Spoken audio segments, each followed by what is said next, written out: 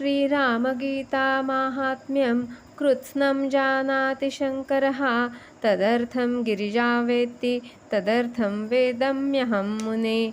हे नारद मुनी, अध्यात्म रामायणातील श्री रामगीतेचे महत्त्व फक्त महादेवच पूर्णपणे जाणतात.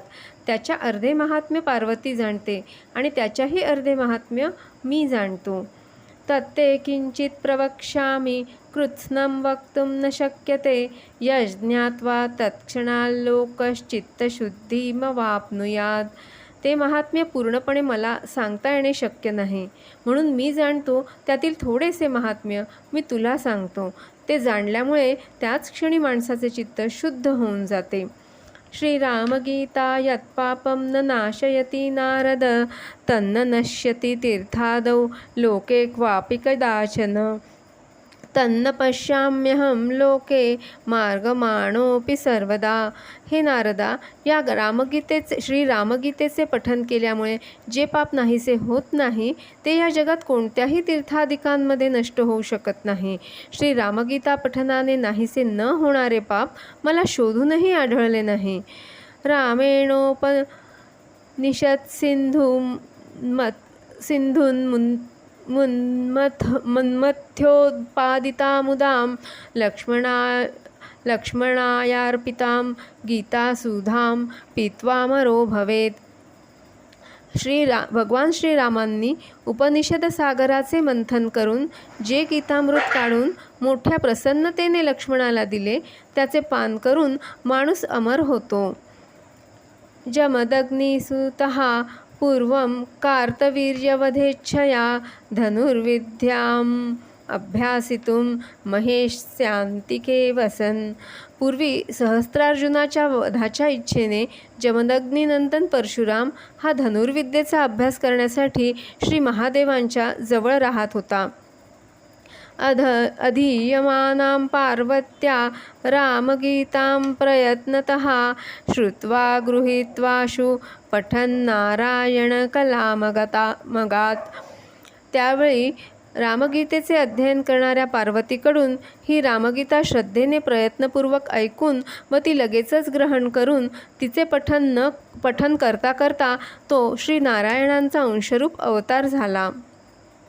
ब्रह्महत्यादिपापानां निष्कृतिं यदि वाञ्छति रामगीतां मासमात्रं पठित्वा मुच्यते नरः. जर कोणी पुरुष ब्रह्महत्या इत्यादी घोर पापातून सुटका व्हावी अशी इच्छा करत असेल तर केवळ 1 महिनाभर रामगीतेचे पठन करून तो त्या पापातून सुटू शकतो. दुष्प्रतिग्रह दुर्भोज्य दुरालापादिसंभवं पापं यत्कीर्तनेन रामगीता विनाशयेत. निषिद्ध दान घेणे, निषिद्ध भोजन करणे आणि खोटे भाषण करणे इत्यादींमुळे जे पाप निर्माण होते ते रामगीता पठनाने नष्ट करून टाकते.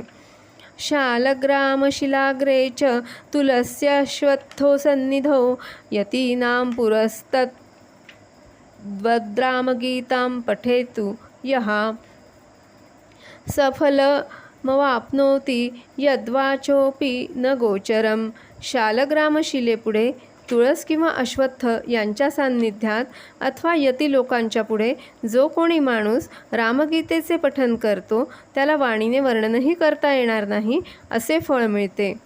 रामगीतां पठन् भक्त्या यः श्राद्धे भोजयेद्विजान् तस्य ते पितरः सर्वे यान्ति विष्णोः परं पदम्. श्राद्धामध्ये भक्तिपूर्वक रामगीतेचे पठन करून जो माणूस ब्राह्मणांना भोजन घालतो त्याचे सर्व पितर भगवान विष्णूंच्या परमपदाप्रत जातात. एकादश्यां निराहारो नियतो द्वादशी दिने स्थित्वागस्त्य तरोर्मूले रामगीतां पठेतु यः स एव राघवः साक्षात् सर्वदेवैश्च पूज्यते. एकादशीच्या दिवशी निराहार आणि जितेंद्रिय राहून जो कोणी पुरुष द्वादशीच्या दिवशी अगस्त्य वृक्षाच्या खाली बसून रामगीतेचे पठन करतो तो साक्षात रामरूपच होय. सर्व देवही त्याची पूजा करतात. विना दानं विना ध्यानं विना तीर्थावगाहनं रामगीतां नरोदित्य तदनंतफलं लभेत.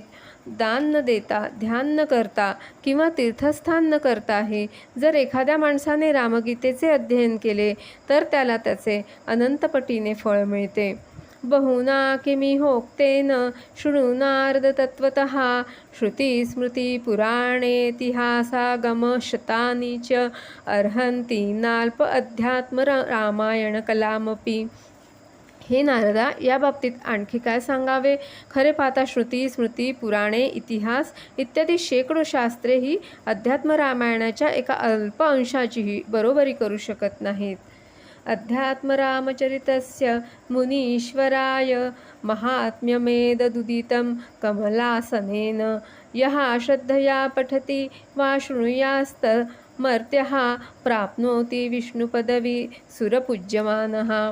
अध्यात्म रामायणाचे हे महात्म्य ब्रह्मदेवांनी मुनिराज नारदाला सांगितले आहे. जो माणूस हे श्रद्धापूर्वक वाचतो अथवा ऐकतो श्री विष्णूचे पद प्राप्त करून घेतो. उत्तरखंडे अध्यात्म रामायण महात्म्यं संपूर्णम्.